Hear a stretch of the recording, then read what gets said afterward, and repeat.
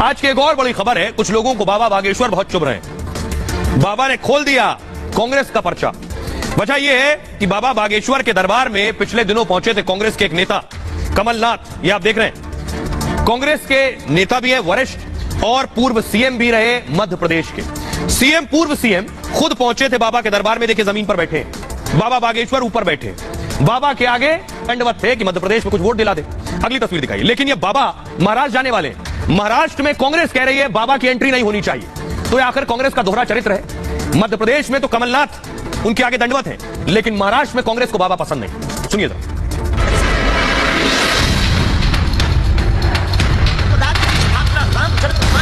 मुंबई वाले पागलो, करो बब्बू तुम तैयारी।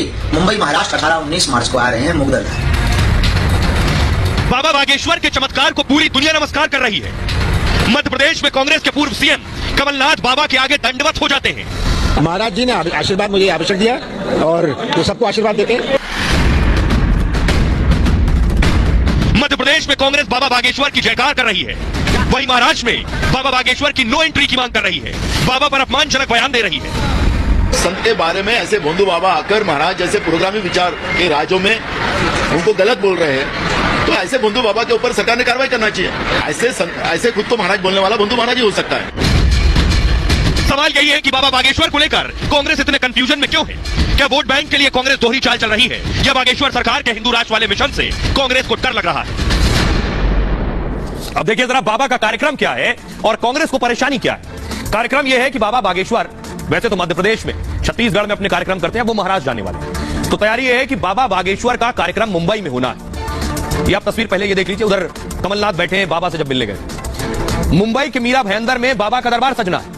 18 मार्च को बाबा का दिव्य दरबार लगेगा।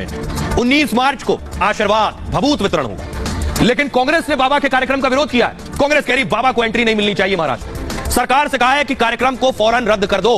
महाराष्ट्र कांग्रेस के डिप्टी सीएम यानी महाराष्ट्र कांग्रेस के जो अध्यक्ष उन्होंने डिप्टी सीएम को चिट्ठी लिख दी और लिखा है बाबा पर संत तुकाराम के अपमान का आरोप लगाया है। बाबा के बयान ने तुकाराम के भक्तों को ठेस पहुंचाई है, इसलिए बाबा को हरगिज नहीं घुसने देना चाहिए। बाबा बागेश्वर दरबार के जरिए अंधविश्वास फैलाते हैं और महाराष्ट्र प्रगतिशील विचारों वाला राज्य है। सरकार को कार्यक्रम पर रोक लगानी चाहिए फौरन। एनसीपी विधायक ने बाबा के खिलाफ कार्रवाई की मांग की। बाबा को इजाजत मिली तो हम विरोध करेंगे, उनका कहना है। लेकिन बड़ा ताज्जुब है, यहां एक तरफ कमलनाथ बाबा के चरणों में बैठे हैं, कांग्रेस के नेता, सीनियर नेता, और दूसरे नेता कह रहे हैं बाबा अंधविश्वास फैलाते हैं, बाबा को घुसने नहीं देंगे। कांग्रेस के नेता को सुनिए जरा, नाना पटोले क्या कह रहे हैं। देखो, मैं आज ही अभी मुख्यमंत्री को खत लिखता हूँ, ये कार्यक्रम रुकवाना चाहिए। तुकाराम महाराज जी जैसे ऐसे महान संतों के ऊपर वो टिप्पणी कर सकते हैं, ऐसे खुद तो महाराज बोलने वाला भोंदू महाराज ही हो सकता है। क्योंकि मैं वो क्या महाराज को देखा नहीं है, वो महाराज को मैं कोई उनके शरण में गया नहीं हूँ, तो मेरे को वो भोंदू बाबा का मेरे को कुछ पता नहीं है। लेकिन तुकाराम महाराज के ऊपर जो टिप्पणी करने वाला, जो भी अपने आप को महाराज समझता है, वो महाराज नहीं हो सकता, वो भोंदू महाराज ही हो सकता है। कांग्रेस एक बार तय करे उन्हें विरोध करना है या समर्थन करना है। कांग्रेस का असली चेहरा हिंदू धर्म, हिंदू समाज, हमारे साधु संत महात्मा, इनके वे प्रखर विरोधी है। केवल और केवल उन्हें हिंदुओं को विरोध करना है, हिंदू साधुओं को रोकना है, इस कारण वे इस प्रकार से नौटंकी कर रहे हैं। हम किसी भी अंधश्रद्धा का समर्थन नहीं करते, पर हिंदू समाज, हिंदू धर्म के साधु संत महंत महात्मा हमारे लिए सर्वोपरि है। अब आपको बताने जा रहा हूं बड़ा दिलचस्प, आखिर कांग्रेस को मध्य प्रदेश में बाबा पसंद है तो महाराष्ट्र में नापसंद क्यों है? उसके पीछे की रणनीति समझिए जरा। ये देख रहे हैं कांग्रेस के नेता, मध्य प्रदेश के पूर्व सीएम, और उम्मीद लगाए बैठे हैं फिर चुनाव होंगे तो शायद किस्मत का ताला खुल जाए, इसलिए बाबा से पर्ची लिखवाने गए थे।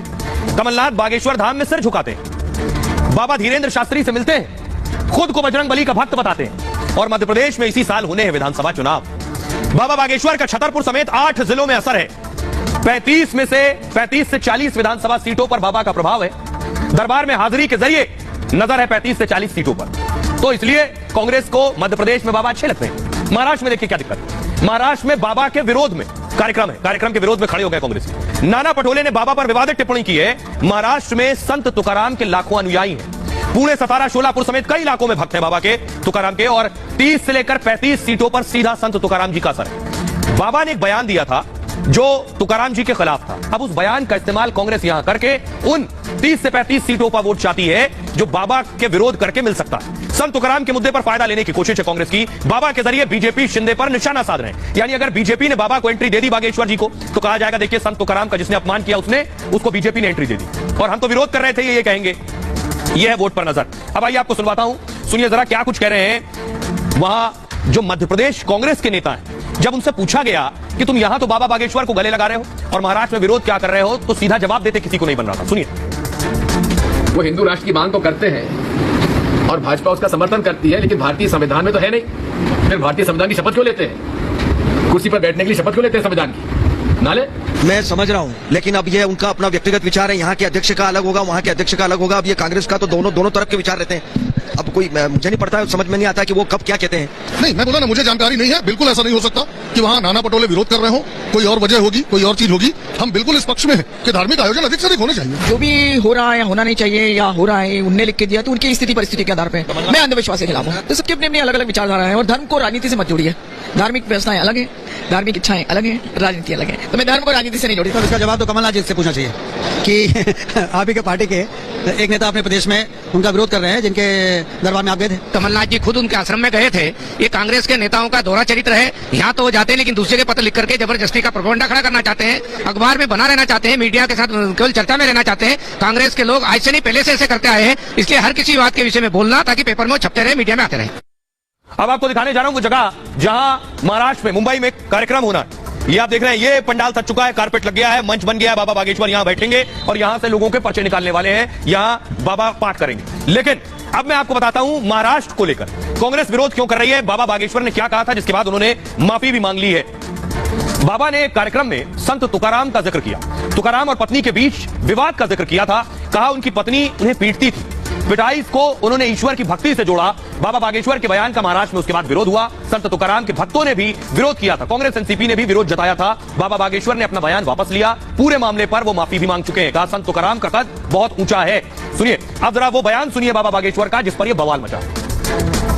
हमने किसी कथा में उनकी पत्नी को लेकर के भाव प्रस्तुत किया था कि उनकी पत्नी थोड़ा विचित्र स्वभाव की थी। गन्ना वाली एक कहानी हमने पढ़ी थी एक पुस्तक में। संत तुकाराम के चरित्र को पढ़ा, हम बहुत आदर्श मानते हैं उनको। तो उसमें पढ़ा था कि गन्ना से उनकी पत्नी गन्ना लेने भेजती, फिर वो एक गन्ने के 2 टुकड़े हो जाते पिटाई के कारण। तो हमने अपने भाव में उसको समझाया। उसको कई लोगों की भावनाओं को जुगाड़ करे समाज है, पंथ है, उस पंथ के अनुयायियों को क्षोभ पहुंचा। उसके लिए हम साधु भाव में यही कहेंगे कि आप अपने मन में क्षोभ ना लें। हम अपने शब्दों को पुनः वापस लेते हैं, परंतु हमारा ध्येय संत तुकाराम के लिए बहुत दृढ़ है, बहुत उच्च श्रेणी का है। संत तुकाराम नकारात्मकता में भी सकारात्मकता खोज लेते हैं। संत तुकाराम विपरीत परिस्थिति में भी सब अनुकूल कर लेते हैं। संत तुकाराम सब कुछ विपक्ष में भी अपने पक्ष मानते हैं। निवेदन करके हाथ जोड़कर क्षमा प्रार्थी है, आप सब प्रसन्न चित्त रहें और पुनः जो है आप सभी संत तुकाराम की महिमा को गाते हैं। अब भाई खबरों में आगे बढ़ते हैं। अब आपको बिहार लिए चलते हैं। बिहार में आज हनुमान चालीसा का पाठ हुआ। विधानसभा में दंगल पिछले कई दिन से चल रहा है, कभी माइक टूट जाते हैं, कभी लड्डू चल जाते हैं। आज हनुमान चालीसा का पाठ हो रहा है विधानसभा में। देखिए जरा, पूरी स्क्रीन लीजिए जरा और एम्बियंस बढ़ाइए।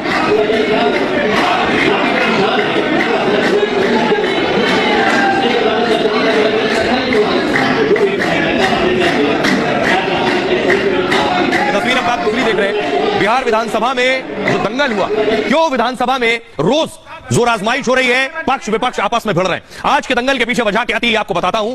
बिहार में इससे पहले डिप्टी सीएम तेजस्वी के इस्तीफे की मांग हो रही थी, तब माइक तोड़ा गया। जब जमानत मिल गई लालू को तो लड्डू चल गए और आज हनुमान चालीसा का पाठ एक और इस्तीफे को लेकर। बिहार विधानसभा में शुक्रवार को हंगामा हुआ। बीजेपी ने मंत्री इजराइल अंसारी का भी इस्तीफा मांगा।